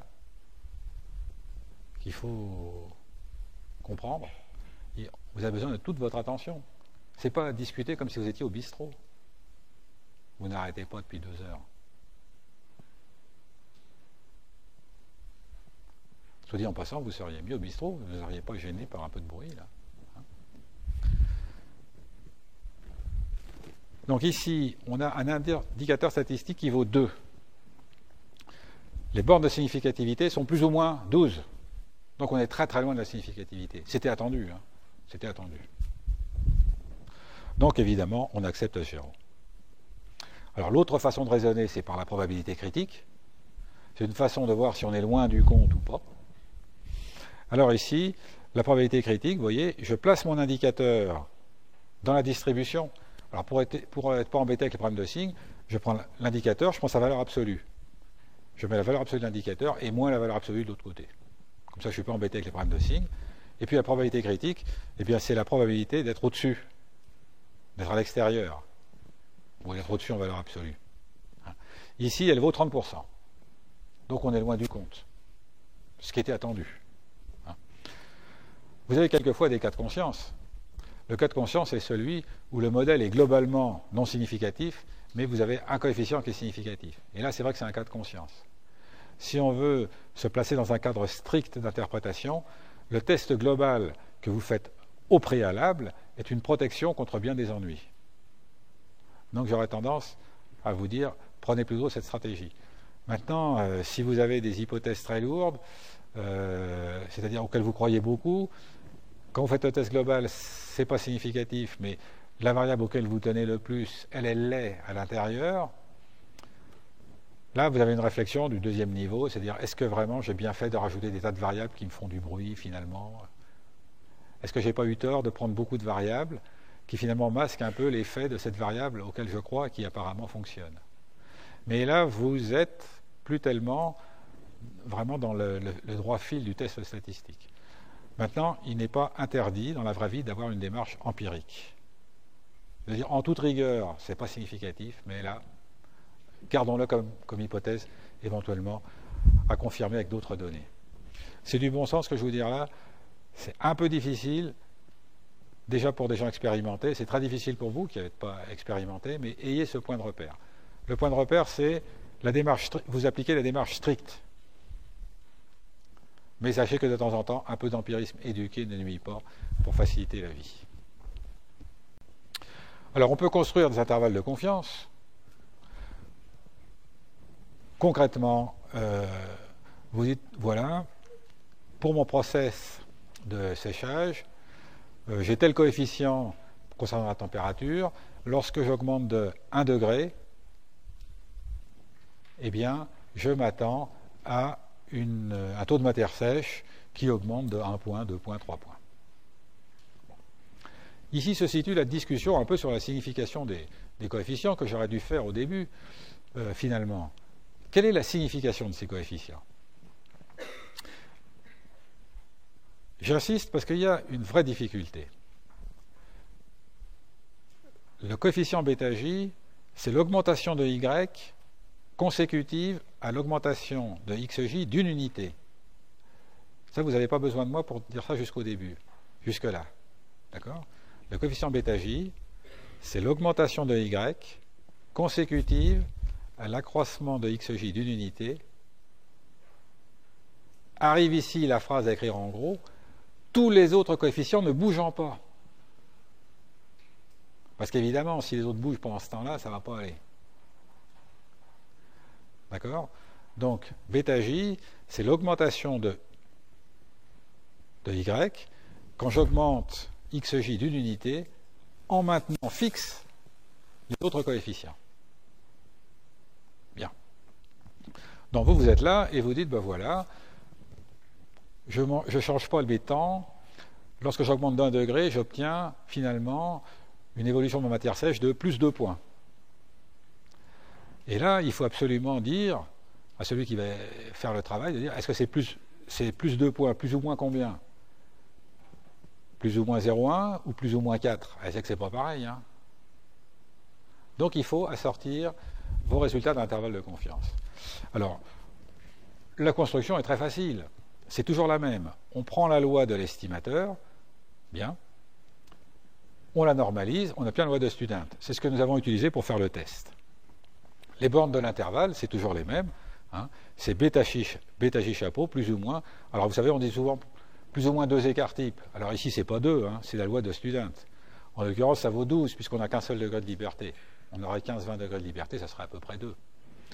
Et puis ici, vous retrouvez l'écart type. Hein, donc la formule générale, plus ou moins 2 écarts types, ici, elle est à nuancer. Hein. C'est le quantile de la loi de T. Alors dans notre cas précis, notre exemple numérique, hein, où on avait cette régression, si on veut l'intervalle de confiance pour β2, bah, vous voyez, le quantile il vaut 12, donc on a 2 plus ou moins 12 que multiplie 1, puisque ici notre écart type valait 1. Donc c'est entre moins 10 et plus 14, donc on a un intervalle de confiance énorme. Cet intervalle de confiance, il contient 0, ce qui est en phase avec le fait que le test n'est pas significatif. Donc là, je vous présente juste le calcul pour vous montrer comment ça marche. Mais une fois qu'on avait tous nos résultats précédents non significatifs, il n'y avait évidemment pas lieu de calculer l'intervalle de confiance. Un petit mot sur la linéarité. Au stade où vous en êtes, vous pouvez vous dire, bon, bah, c'est intéressant, mais néanmoins, avec comme ça cette formule linéaire, on ne va pas approcher des phénomènes délicats. On voit bien qu'on a souvent des choses qui sont non linéaires. Hein. À commencer par cette fameuse dose d'engrais. J'augmente la dose d'engrais, le rendement augmente, puis il y a un moment où ça n'augmente plus. On s'attend à quelque chose de courbe. Est-ce que ça peut s'analyser avec ceci? La réponse est oui. Si vous attendez à une courbure, alors regardez ici, c'est-à-dire qu'autrement dit, vous voudriez mettre un terme au carré. Donc vous posez z égale x2, et vous avez a plus bx plus cz. Hein? Donc finalement, en fait, avec la régression multiple, vous pouvez faire intervenir n'importe quel polynôme. Voilà ce que ça veut dire. Et vous savez que toute fonction peut être approchée par un polynôme. Ah. En pratique, on se prend que des polynômes de degré 2, mais rien n'empêche d'aller plus loin. Donc finalement, ce qu'on vient de voir, la régression multiple, c'est quelque chose qui a un spectre d'application très large. Parce qu'on peut introduire des termes carrés, par exemple. Maintenant, si vous posez z égale cosinus x, ça marche aussi. Vous rentrez z dedans et vous rentrez une fonction cosinus. Donc vous voyez que vous pouvez avoir des modèles qui sont excessivement complexes. Ça ne veut pas dire que vous pouvez tout faire avec ça. Alors la linéarité, où est-ce qu'elle est? On a dit, on appelle ça modèle linéaire, et maintenant vous nous dites, il y a des termes carrés. Ben, la linéarité, c'est la linéarité dans les paramètres. Hein? C'est-à-dire que c'est les bêtas, là. Ici, j'ai pris ABC. Ouais. Ça, c'est linéaire en A, B, C. J'ai pas ici B, B2, etc. Non, j'ai pas ça. Donc c'est la linéarité dans les paramètres. Bon, alors tout ceci, c'est très bien, mais ça sert essentiellement à une chose, c'est à prédire, ou prévoir. Hein. Alors, la prévision, dans le langage courant, c'est ce qui va se passer dans le futur, mais je vous l'ai déjà dit, pour un statisticien, ce n'est pas forcément ce qui va se passer dans le futur. La prévision, c'est, voilà, et si maintenant, mon réglage de mon process de séchage, je le fais avec tel degré, tel temps, ça me donne quoi? Donc j'attends du modèle qui me dise, ah ben ouais, si vous prenez telle température, si vous prenez tel temps, eh bien vous aurez tant en matière de taux de matière sèche. Voilà à quoi ça sert. Donc je vais prévoir la moyenne de y en x0. Alors, la moyenne de y, qu'est-ce que ça veut dire? Une fois que je vais régler mon process là, je ne m'attends pas à prévoir, admettons c'est des poissons fumés là, qui est séché, je ne m'attends pas à ce qu'il me prévoit chaque poisson, évidemment. Ce que je m'attends, je fais un réglage pour qu'en moyenne, je sois à tel niveau de taux de matière sèche. Mais je sais bien que j'ai de la variabilité autour de cette moyenne. Donc vous voyez, ne vous trompez pas, ce qu'on essaye de prévoir, le plus important, c'est bien ça. C'est en moyenne, mon process, il me fournit des poissons qui ont quel taux de matière sèche. Voilà, c'est ça qui m'intéresse. Alors c'est ce que j'appelle x0. x0, qu'est-ce que c'est? C'est l'équivalent d'une ligne dans la matrice, vous vous souvenez? C'est-à-dire c'est, par exemple, c'est 1, parce qu'il y a la constante, après c'est telle densité de semis, telle dose d'engrais, etc. C'est le paquet. Donc x0, c'est un vecteur que vous reconnaissez ici. Hein. Et dans les matrices, vous vous souvenez, on voyait x' plutôt, hein, puisque nos données, c'était des lignes. Donc là, je vais essayer de prévoir en x0, mais x0, je vais le présenter un peu comme une ligne supplémentaire de mon tableau de données. Donc je vais prendre la transposée x'. Alors, rappelons le modèle. Y en x0, eh bien c'est x'0 bêta plus epsilon de x0. Bien. Donc là, je ne fais rien d'autre qu'écrire le modèle en remplaçant ma dose d'engrais, ma densité de semis par les valeurs pour lesquelles je veux prévoir. Très bien. Vous vous souvenez que les epsiloni, ils sont d'espérance nulle. Ça veut dire que l'espérance de y, eh bien c'est tout simplement x'0 bêta. Bon, ça c'est facile. Donc pour prévoir ma moyenne, c'est très facile. Je prends mes valeurs, je rentre ça dans le modèle, je fais le calcul et c'est bon. C'est tout. Bon, le modèle, il sert à ça. D'accord? Vous avez une régression simple. A plus bx, arrive un x qui vaut 3, c'est a plus 3b. C'est tout. Ça me donne ma moyenne. Mais, encore une fois, ce que je veux, c'est assortir cette moyenne d'un intervalle de confiance. Ah, et là, je suis obligé de faire des calculs. Alors, donc, ce qui m'intéresse, c'est de prévoir, c'est d'estimer cette espérance. Donc c'est pour ça, c'est ce que je mets avec un grand chapeau là. Donc l'estimation de cette espérance, eh bien je l'obtiens tout simplement en remplaçant dans ma formule les xi par x0. Donc j'ai ceci. Et bien sûr, mon estimateur est sans biais, là il n'y a pas de difficulté. Donc pour le moment, j'ai simplement un estimateur. Et ce qu'il va me falloir, c'est bien sûr des informations sur cet estimateur, notamment sa variance. Vous avez compris ce que c'est l'estimateur. L'estimateur, c'est ma fonction, mon modèle dans lequel je mets mes nouvelles coordonnées. C'est bien ça. Alors la variance. Évidemment, quand on voit cette formule-là, vous avez un mouvement de recul. Bon, vous avez des dossiers quand même, donc vous ne reculez pas trop. Mais c'est pas si compliqué que ça. Regardez bien. Vous reconnaissez le x'(-1). OK. Avec le sigma 2. Donc fondamentalement, la variance de ce machin-là s'appuie sur la variance de bêta chapeau qui est x'(-1) sigma 2. Maintenant, à quel moment intervient le x0 il intervient par les deux bouts, si je puis dire, x'0 ici et x0. Bon, ça ne s'invente pas. Par contre, vous risquez un jour d'avoir à appliquer cette formule. Parce que autant les logiciels vous sortent les coefficients, ils vous sortent les écarts-types, ils vous sortent les intervalles de confiance, mais ils ne vous sortent pas la prévision généralement, puisque c'est vous qui allez dire moi je vais prévoir en tel endroit. Donc vous allez peut-être être amené à le faire vous-même ce calcul. Donc là, la formule, c'est pas la peine de la savoir, mais il faut savoir où elle est, il faut savoir d'abord qu'elle existe. C'est déjà pas mal. Alors voilà la variance en question. Et comme on ne connaît pas sigma 2, eh bien on va être amené à l'estimer, vous voyez le sigma chapeau. Et du coup, j'obtiens cette quantité qui est un petit peu barbare, qui est quoi? Alors, vous reconnaissez ici l'estimateur de ma moyenne conditionnelle. Je veux la variance de cet estimateur d'une moyenne, et cette variance, je ne la connais pas, donc je l'estime. C'est joli. Je reprends. J'ai mon estimateur. Je veux savoir si cet estimateur, il est très variable ou pas. Il me donne en moyenne ce que je veux, ça c'est bien. Mais ce qu'il ne me donne pas de temps en temps très loin au-dessus, très loin en dessous. Il me faut sa variance. Et sa variance, je ne la connais pas, mais je peux l'estimer. Et la voilà, cette estimation. Alors vous reconnaissez ici la formule, sigma chapeau carré, et puis le x'0 sur x'1, x0. Bon. Encore une fois, ce n'est pas à savoir par cœur, bien sûr. Alors, la loi de mon estimateur, loi normale, il est sans biais, et ça je viens de le calculer, c'est parfait. Donc, je fais mon centrage-réduction, sauf que quand je réduis, je ne divise pas par le véritable écart-type, mais par son estimation, donc j'obtiens une loi de Student. Le degré de liberté n'a pas changé. Le degré de liberté, c'est toujours celui qui sert pour l'estimation de la variance résiduelle.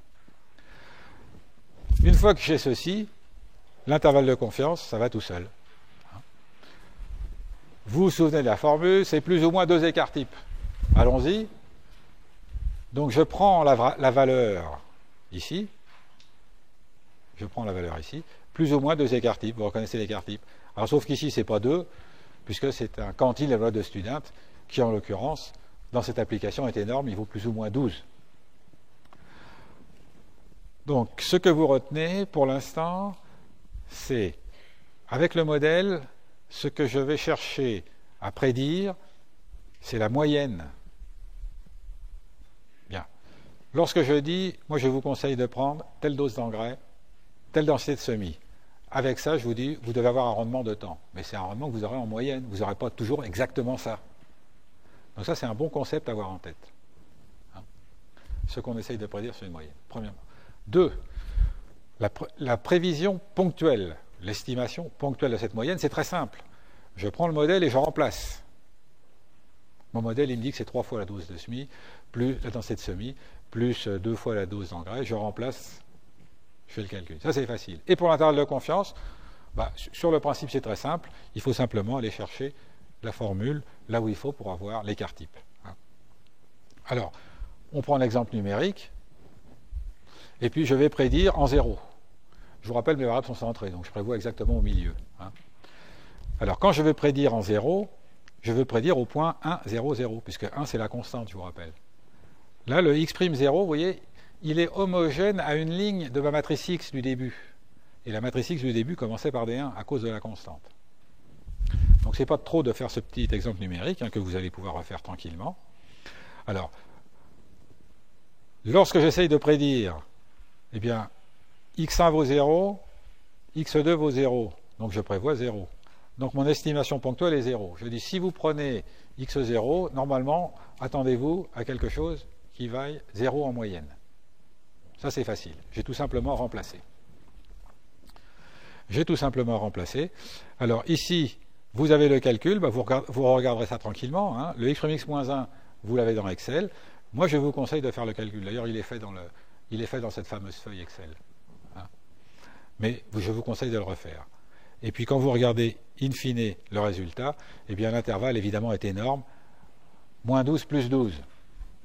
Autrement dit, mon intervalle de confiance est énorme, il n'a aucune utilité pratique, ce qui ne nous étonne pas, puisque de toute façon, le modèle n'était pas significatif. Donc, ce petit calcul-là, quand même, à mon avis, pour vous, est assez précieux, parce que ce n'est pas très facile à trouver, ces petits calculs-là. Il est assez précieux à titre numérique. Et vous voyez que ce n'est pas si compliqué que ça. Il faut calculer x'(x-1), mais ça, on sait inverser une matrice. C'est un programme qui fait ça, ça se fait même dans Excel. Après, c'est des multiplications matricielles, c'est pas si compliqué que ça. Alors, vous ne faites pas ça en 2 minutes. Bien sûr, vous ne faites pas ça en 2 minutes. Mais quand vous avez passé 3 mois à faire des expériences pour définir quel est le bon réglage d'un matériel, vous n'en êtes pas à 2 heures près pour calculer l'intervalle de confiance. Même s'il vous faut 2 heures. Alors, il y a un point qui n'est pas inintéressant, c'est de regarder graphiquement un petit peu ces zones de confiance. Alors ici, je me suis placé dans le cas de la régression simple. Je me suis placé dans le cas de la régression simple, mais ça se généralise très bien. Alors, regardez ce qui se passe. J'ai un modèle ici qui est y égale 3 plus x. Bien. Ce modèle, il résulte d'une estimation. Cette estimation, elle se fait à partir de données. Bien. Ces données, elles sont réparties comment? Alors, soit j'en ai 10, soit j'en ai 40. On va regarder les 2 cas. Soit j'ai 10 données, soit j'en ai 40. Et elles sont réparties, regardez les points, 3, 4, 5, 6, 7. Elles sont équiréparties aux points 3, 4, 5, 6, 7. J'ai 5 points. Donc, dans ma première expérience, où je n'ai que 10 données, je mets 2 points en 3, 2 points en 4, c'est-à-dire je fais 2 parcelles avec 3, 2 parcelles avec 4, c'est des doses d'engrais, 2 parcelles avec 5, etc. Et dans le cas où j'en ai 40, eh bien, ça fois 8, 40, j'en ai 8 ici, 8 ici, 8. Bien. Alors, à partir de là, qu'est-ce que je fais? Bon, ma moyenne vaut x bar. Là, j'ai mis tout ce qui m'a été nécessaire pour faire les calculs. Et je considère que c'est les mêmes choses. C'est-à-dire que j'ai le même, vous voyez, j'ai le même sx carré, j'ai le même x bar, j'ai le même sigma chapeau. Tout est pareil. Alors, regardez l'intervalle de confiance. On va regarder pour n égale 10 d'abord. Alors, regardez comment il se passe cet intervalle de confiance. Quand je suis au centre du domaine, c'est là que l'intervalle de confiance est le plus petit. Donc, je prédis assez bien au centre du domaine. Plus je vais sur les bords, moins je prédis. Et quand je vais en dehors du domaine, alors là, mes prévisions, elles sont entachées d'un risque terrible, d'une erreur terrible. En supposant que le modèle soit encore bon. Quand je sors du domaine, ça se trouve, le modèle, il ne marche plus. Donc, c'est très important de bien choisir le domaine dans lequel vous appliquez. Parce que si vous appliquez le domaine dans telle situation, quelqu'un en a besoin dans une autre situation, il récupère ce modèle, il dit « j'ai lu ça dans une publication, ça marche bien certes, sauf qu'il n'est peut-être pas dans les bonnes zones ». Là, vous voyez l'importance cruciale de répartir vos points expérimentaux dans les zones qui vous intéressent. Alors, vous allez me dire, c'est pas bien malin, on le savait déjà. Oui. Là, vous avez de manière chiffrée l'accroissement, si vous voulez, de l'intervalle de confiance, c'est-à-dire l'incertitude, alors que vous êtes encore dans le domaine, mais vous êtes sur les bords. C'est moins bon. Vous voyez ? L'intuition qui est de dire, en dehors du modèle, ma prévision n'est pas bonne, en fait, c'est une intuition qui se réfère plutôt au fait que c'est mon modèle qui ne marche plus. Ce qui est généralement le cas. Mais là, on fait allusion à autre chose. Alors, ce qui est intéressant dans ce petit graphique aussi, c'est le fait que lorsque j'augmente mon nombre d'échantillons, lorsque j'augmente mon effort, je diminue partout, évidemment, cet intervalle de confiance. Et là, vous l'avez de façon chiffrée. Alors, ça veut dire que quand vous êtes en train de préparer votre expérience, vous connaissez votre X, c'est ce que vous êtes en train de calculer. Vous avez une idée de sigma 2. Vous pouvez faire déjà tous ces calculs, il n'y a pas besoin de Y. Hein. D'accord ? Il n'y a pas besoin de Y pour tout ça. Il me faut quoi ? Il me faut le Sx carré, la variance des X, ok ? Il me faut le sigma chapeau. Donc admettons, je suis dans une expérience que j'ai déjà faite, j'ai une idée du sigma. Donc je peux déjà faire ce genre de calcul et dire, bon, bah, attention, si mon optimum, je cherche un optimum par exemple, il est en gros dans cette zone, il faut savoir que mon intervalle de confiance, ça sera en gros de temps. Ça me va ou ça ne me va pas, ça ? Si ça ne me va pas, alors il faut que je dise, attention, il faut peut-être plus d'unités expérimentales. Vous voyez, quand vous en arrivez là, c'est autre chose que quand vous n'avez pas les statistiques. Quand vous n'avez pas de statistiques, vous dites, bah, écoutez, moi j'ai un budget de 100, je fais le maximum et puis je fais avec ça. Point. Ici, c'est tout à fait autre chose. Vous dites, bon, je vais vouloir faire de la prévision. Vous avez, avant de faire l'expérience, j'insiste un peu lourdement, pardonnez-moi, mais c'est important, avant de faire l'expérience, vous pouvez faire ce calcul qui vous dit, bon, bah, ok, quand je vais prévoir, là, je vais avoir un intervalle de confiance de temps, ça me va ou ça ne me va pas ? Genre un taux de matière sèche de plus ou moins 2. Ça me va ou ça ne me va pas ? Si ça ne me va pas, il faut que je fasse autrement. Alors vous pourriez me dire, ces calculs sont compliqués. Pour savoir faire ça, en 2 heures de boulot, vous le faites. Et si votre expérience va vous tenir 3 mois, c'est rien du tout. Et vous changez quand même de niveau, vous changez de classe. Sur ces bonnes paroles, ainsi se termine ce cours.